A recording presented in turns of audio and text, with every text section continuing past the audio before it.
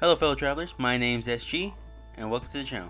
Today I want to talk about a small a pilot that came out this past weekend called The Amazing Digital Circus.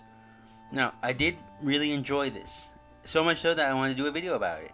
I did like the animation and I liked the characters, so let's jump into it, let's talk about it, and yeah, let's get started. First things first, let's start with the story, shall we? The story is pretty much that of the title. It's the pilot. It's setting up what's to come later on in the series. I really do enjoy certain things about it. It told us a lot about the characters. The characters themselves are very expressive, they're very energetic, and right off the bat you can get a vibe of their characters. And we'll get to that in a minute. But for now, we do get a little bit of knowledge of this world, which is unique in its own way. We do get the idea that the whole premise of this series is to escape from this world that they're stuck in. We're going to be following along Pomni and trying to either go into another one or try to settle with the one we got. It's an interesting concept and shows more that is going to rely on more character interaction than actually what's going on. Not to say we won't have a theme of the day situation. We do have that with the little adventures that the characters have to go on. That's even what they call the adventures. But it seems that only a few of them actually have to participate in this. An interesting idea that you still have tasks to finish, but not all of you are required to finish. The real premise I think that this is going to fall under is Pomni's either acceptance of the situation or complete rebellion of the situations. And I think that's really going to be where the storyline will grow, where it will advance. We do see a little bit of people who either have just grown to accept what this world is, and we do get to see what it's like when they don't. We do see people that just completely reject it and go crazy and become these amorphous glitch blobs, and that they are violent and they're aggressive, which is an idea that's been used before, but I do like the way they show this and the way that it shows that these characters are affected and react to it. The storyline, like I said, there's not much to it. We pretty much got that. It's much more setting up a formula for later, a mystery for later. We do see a lot that we don't quite understand or would like to be explained about. So that's where I'm going to leave it with that. For now, I do believe that to fully experience it, the story itself, you need to watch it because there's so much to it, yet not enough to it. Not saying that that's not good, I'm saying that's on purpose. That's what it's about. You just want to give people a taste of the story while still wanting to have them come back for more. And I think this excels in that concept fully. So yeah, let's get on to our next step, shall we? The characters are very interesting. They're very dynamic, they're very expressive, and they're very charming in their own rights.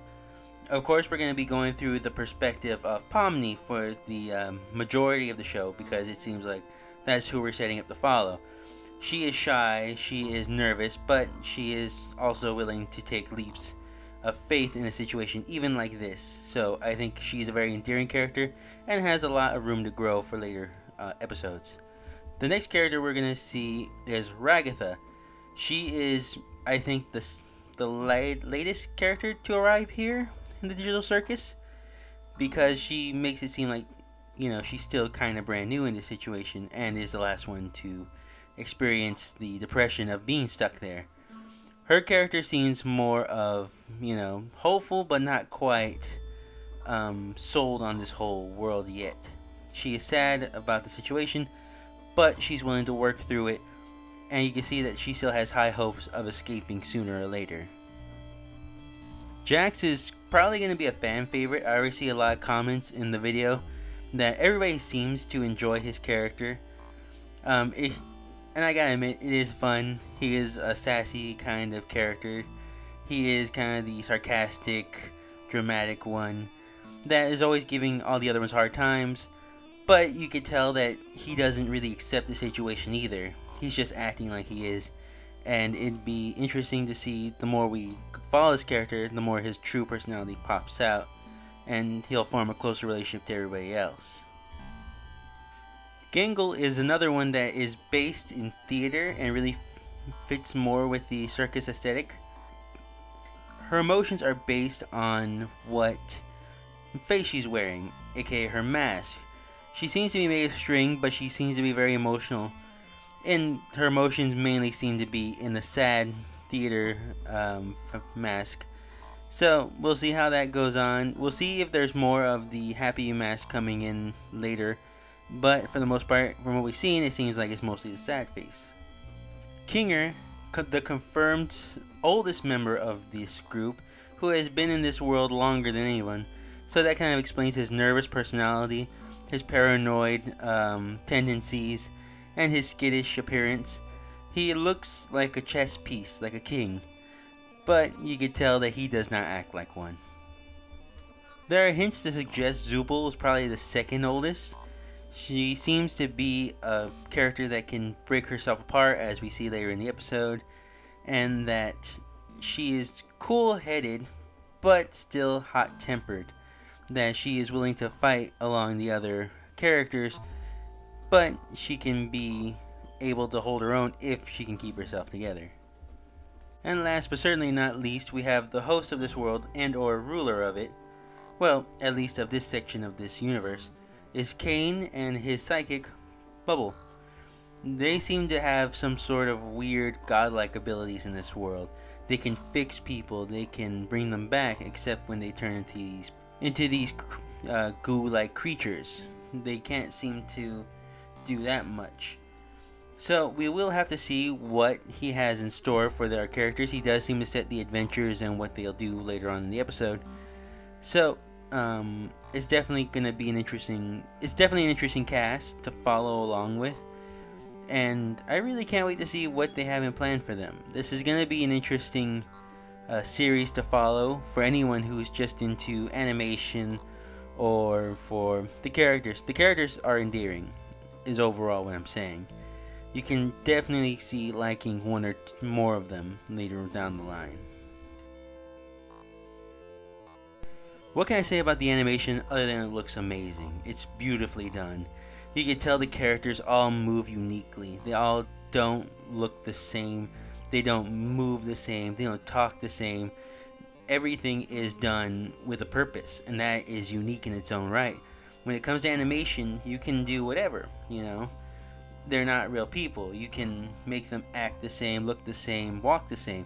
But you can tell there's so much attention to even the smallest of details with them that you just can't help but be impressed with it and be captivated by it. You have to stop yourself, because sometimes I think I'm watching like a high budget like TV show or movie. So it is beautifully done, and I could tell that the art style and the style of the characters are done on purpose. It feels like a PS2 to 3 kind of game back in the early 2000s, but I mean that in the nicest way possible. You could tell that that's done on purpose, not because it's cheap looking. In fact, if all 2003 games looked like this, they would have all been amazing.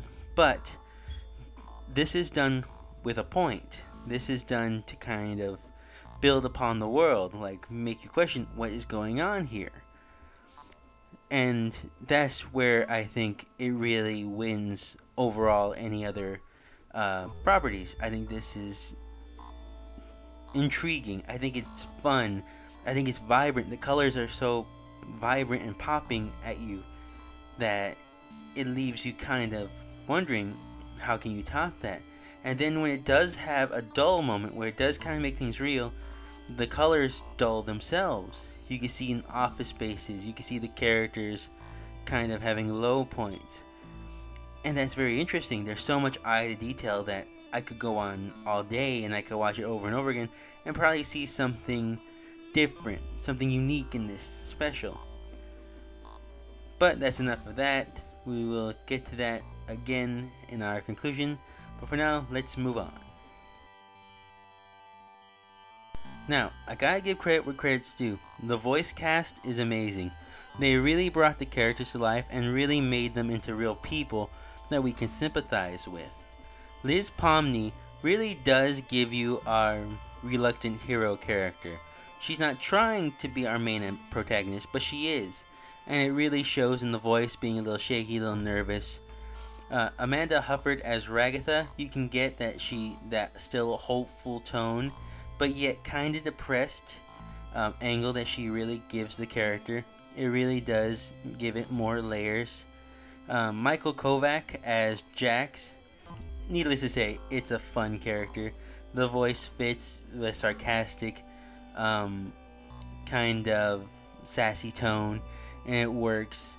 Alex Roshan as Kane really does bring home the idea that this is kind of a video game / game show character, and it really works like on different level. Sean Chiplock as Kingler, he brings that shaky, nervous, paranoid characteristics that really bring the character to his overall situation. I do enjoy Gangle, aka Marissa Lanty. She did her bit in this. We didn't get much of her this time, though I do hope that we will later on. And of course, Zubul as Ashley Nichols. And the same can be said for Zubul. I think we will see more of these characters later on, but I think we did focus on mainly most of the cast. Like I said, the main voice cast is amazing. I have to give credit where credit's due. They did really pop and bring the characters to life. So, great job, guys. I can't wait to see more down the line. The sound effects and sounding is amazing. Like, there are little hints here and there that, like, you don't need to add, but you do. Like, the way they move, you can hear their footsteps, you can hear when their arms are moving around. Like, you don't need to add sound effects to that, you don't need to add a silly element to it, but they do, and it pays off. It makes the characters have more character, have more personality. It makes this world a little sillier than you would think, but it adds to it. It makes it seem like, yeah, it's there, so whatever. And I do enjoy that. I do enjoy the original soundboarding, the original sounding. Like the intro and the outro, you can tell that they took a lot of time and effort to make something unique yet familiar at the same time. And I do appreciate that, and I do like, it's very aesthetically pleasing is what I'm trying to get at. All the sounding fits. It's not there for no reason, and if it was, it's just to make it more so this world is more alive, more vibrant, and is different.